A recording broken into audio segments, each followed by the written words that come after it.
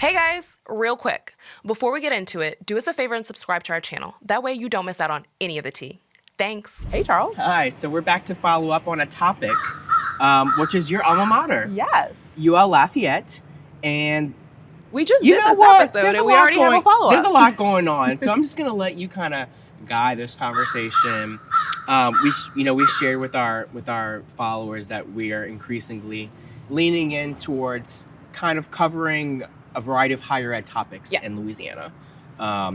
So we are going to revisit one that we've started, which is the University of Louisiana Lafayette, and I'm going to let you take it away because there's a lot to a lot of tea. The last time we talked about UL was related to the $25 million budget deficit that was recently shared with the public and the interim president's plan for reducing that budget deficit. So just as a quick recap, long-term president of the university stepped down back in June, July of this year.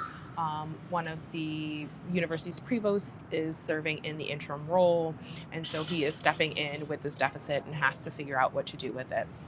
So the good news is, in that time, so between the summer and now, they have been able to whittle that deficit down from $25 million to $2 million.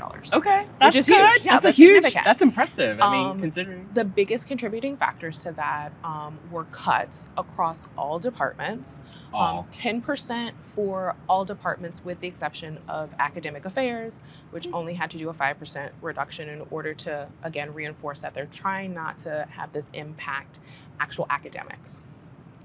So with regards to resignations or letting people go, or terminations or letting people go, 70 employees were impacted. 70. So 51 people were let go. 19 either retired or were reassigned. So not a huge number when you consider a $25 million deficit, but still unfortunate to see that there were jobs that, just had to be cut as it relates to this. So it's a good thing. They're moving in the right direction. When the university president has been, asked about what are the contributing factors here, it's definitely the interim one. The interim, yes. Consistently, we've got costs that are rising, we've got decreases in overall student enrollment, especially at that undergrad level. And so that's really what's kind of gotten the university into the position that it's in. The university has also grown from a staffing standpoint. So in the past 10 years, they've added 260 plus positions from a staffing standpoint. So that is not small. I think for really large universities, people might go, 300, less than 300 people is not that big of a deal. But for, kind of a mid-sized regional university like UL, to grow by that much staff is, pretty significant. They are a university that has an R1 research designation. And so growing their research program was, a really big part of what the university has done over the past 10 years. And so, seeing that growth from an academic standpoint, it's tough to not see that reflected in the student enrollment standpoint. And at the end of the day, student enrollment is what keeps universities open. Is research being negatively impacted by all of this, or is that kind of independent of what's happening? So because across the board cuts needed to be made, they were one of the areas that would have had to do cuts. But I would not say that it was, heavily weighted to research over other areas, right? Everybody kind of had to tighten their belts. So it's a great thing that, the university is moving in the right direction. I think what's going to be interesting to see, though, the question is, well, what about that other $2 million? How are you turning around the financial outlook for the university overall? I think especially when you look at something like the athletics department, UL's football department, just in the past year, lost $10 million. Consistently year after year, it's operating in the red. So, what does that mean? And that's separate from? No, so included in the overall deficit is the deficit in the athletics program. Yeah. There's a brand new, gorgeous stadium there. So, there's new football facilities. There's been investment in the athletics program. So it'll be interesting to see over the years how the attempts to right-size the university's overall financial direction may or may not impact athletics, and particularly football. We're down here in the South. Football is king. But at what point do you kind of have to look at that program and say, is this really in the best interest of the university?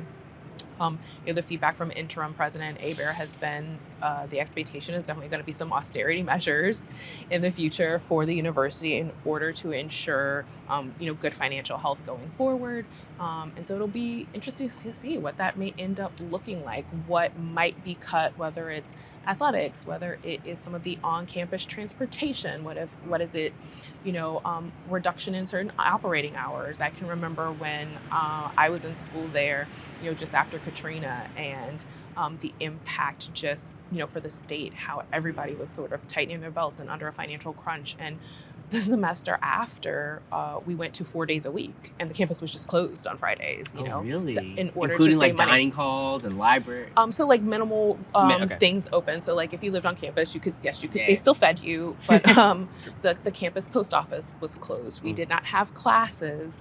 The buildings were open, but minimal. Just it's security staff, minimal lights on, those sorts of things. So I wonder if kind of some of those types of measures that we saw immediately after Katrina might be implemented in order to kind of help the university back on track financially. So a big hurdle that interim president Aber had to overcome, stepping into this role and really trying to get things back on track. And I think he has done an admirable job in, dealing with a major issue. So it'll be interesting to see going forward how this takes shape for the university. Would you say overall he's been transparent and people, it's a hard job. Nobody wants to do that. Yeah. But he's been well received in terms of the measures he's taken? It's kind of hard to always gauge that. I will say the university did start a website completely dedicated to tracking what they're doing and what they're implementing with regards to the budget deficit issue. There was a feedback form on that website open for people to come and submit feedback. I'm pleasantly taken back by that. Wow, okay. By interim president Aber's own admission, I think he said they received over 100 feedback forms that they reviewed and things like that. He has sent emails to staff and students, letting them know this is what's changing, this is what's being eliminated. So I think to the best of their ability, they really have tried to be transparent with regards to the budgetary issues. It's funny you ask about transparency, though, as it relates to UL, because the other thing that's going on, right, is there's an interim president, which means the role needs to be filled. True. And they're actively searching. Maybe not actively searching. Okay. So, that's another really interesting thing that has happened.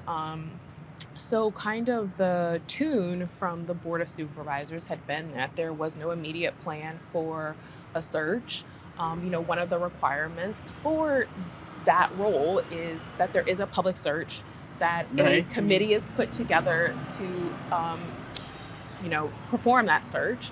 That committee has to consist of faculty members and just the charter for the University of Louisiana system stipulates how you go about replacing that president role. And so none of those things have happened yet, right? Like a search committee has not been put together. The Board of Supervisors... Interim is interim. The Board of Supervisors has said that there is not a plan in place. That's interesting. But interesting enough, one of the local news organizations, the Current Lafayette, is reporting that there could be a new president named any day now.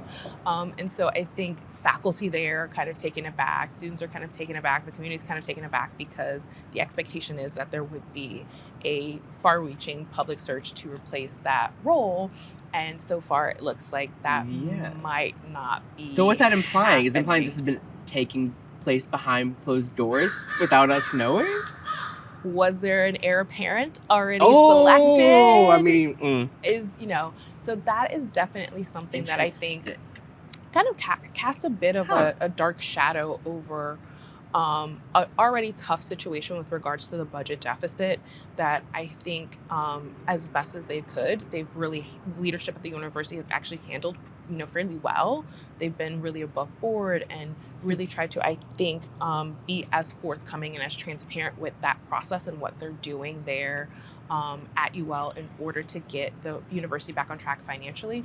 So to kind of have that balanced with this potentially secretive presidential replacement search is kind of a little disappointing. And again, kind of casts a dark shadow over what seemingly was kind of a win for the university in light of where they started at the beginning of the summer and a deficit that was initially at like roughly $60 million that then got was that high? whittled down to 25 Okay. and is now at 2. So to make those kinds of strides in a very short amount of time is such a great thing. Let's hope that the Board of Supervisors, behave similarly in being, above board with how they're going to handle this search and how they are going to appoint a new president for the university. It's a really interesting time for higher ed in the state. Absolutely. And kind of seeing how the different schools, there's similarities and differences. Like we talk about the budget deficit at UNO, right? LSU is in the mid. Well, they just selected their new president, but they also are going back to a president and a chancellor, right? So it's like these major universities.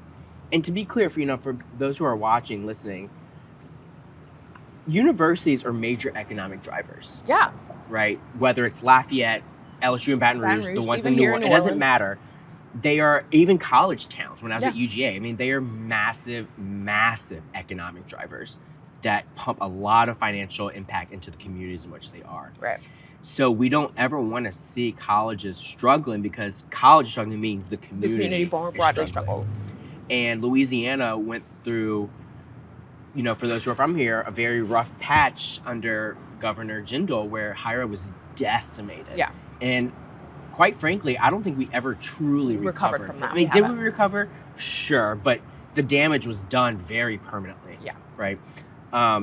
So each college in their own way is navigating this terrain in a state that isn't necessarily the best at investing in education from all levels, early childhood and all. And we talk about that, right? All the time, yeah. We talk about, the quality of our higher ed depends on also the quality of our K through 12, which depends on the quality of higher. So it's everything feeds into the other. So kind of watching all these major colleges, these are the big ones, LSU, UL, navigate this is important because of how deeply they do impact the state. And these decisions are long-term, right? Absolutely. They're far-reaching. President Savoy, that just stepped down at UL, was the president for almost 20 years, right? So you think that you are potentially selecting someone that is going to define the course of the university for the next however many decades, right? I mean, you look at Dr. Norman C. Francis at Xavier and how many years he served there, right? Yeah, so long time. when you think about the implication of filling this role and what this means for steering the course for a university, it's a really big deal. So to your point at LSU, going to president chancellor structure and now UL, like they've got an interim president. What is it going to mean for selecting someone more permanent? UNO, who is going to steer the course there, right? So as transitions back into LSU, it's like, this is like... So all of this percolating at the same time, I think it is in some ways a little unnerving because you're like, every university's got something going on. But it is also a bit exciting because it means people are paying attention to higher education here. Absolutely. And I think especially when you are looking at many of our news organizations and news resources constantly reporting on what's going on in these different circumstances at the universities and keeping it on the public's radar, I think is so important. Definitely that light is being shown on what's happening with our universities here, particularly our public universities here, right? Because I think there is always a lot of talk about Tulane and Loyola and Xavier, and they're wonderful and they're great. Those are, private institutions. And so I think really making sure that the public is aware of what's going on within our public institutions is so important. And so we will continue to keep an eye on this. I'm very interested to see what is going to happen with the University of Louisiana Lafayette and the presidential search. I'm very interested to see long-term what will happen with regards to course correcting the university financially. Yep. They've been through, rough times before. I have all the faith in the world that UL will see their way out of this again. It'll just be interesting to see what the university looks like on the other side. I think particularly around the areas of research, athletics. I think some of these departments in areas that are financially, they take up a big portion of the budget. They don't necessarily bring in as much of the revenue, right? I to your point of like the other side, I always think about that part because we always focus on the crisis, the problems. But there's a chance to like reinvent yourself, right? Yeah. Right, and these colleges are in the midst, and this is part of a national thing, right? I feel like America at large is trying to figure out what is the function of a 4-year degree these days. What does a university look correct, like? and what role does it serve in terms of preparing you for the modern day 21st century workforce? You know, traditional majors versus like more interdisciplinary programs, for instance. So this is as bad as these situations are, and we are getting out of them, whether it's UL or UNO. This does present an opportunity to like really think about what do we want to be going forward, right? Not what we used to be, but a better version of that. So again, we'll continue following this because universities are such an important part of our, state in so many different ways. And we want to keep our best here, right? We don't want to have a brain drain. Yeah. So it's important to really kind of all of us invest in these colleges because they're part of our communities. And also to ensure that the leadership of these systems know that the public is watching, right? I think that is... And that we support them. That is so important, right? That we, as a public, are dialed in, we care, we want to see the universities flourish and grow, and also that, transparency is important and we want to know what's going on. Correct. Cool. Well, we'll continue following. Yeah, we will continue to follow this. As soon as there's updates, we will be bringing them to you, Pelican Briefs listeners. And if there are any other topics that you are interested in hearing more about, drop us a DM, send us an email, let us know. We're always excited to, share additional information about what's going on in our communities, and we want to make sure we're talking about the topics that most interest you guys. And if you want to catch episodes early, be sure to check out our Patreon. We drop everything 1 week early on the Patreon. So if you're a member, that means you get that info 1 week before everyone else. As always, it's great coming to you with information from Louisiana and New Orleans, and we will see you next time.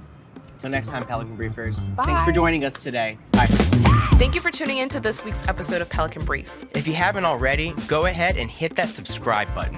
If you are loving the show, you can help us keep the conversation going by supporting us on Patreon. Your contribution on Patreon ensures we can continue producing quality content you love. Click the link in the description to become a patron today. Until next time, this is Pelican Briefs.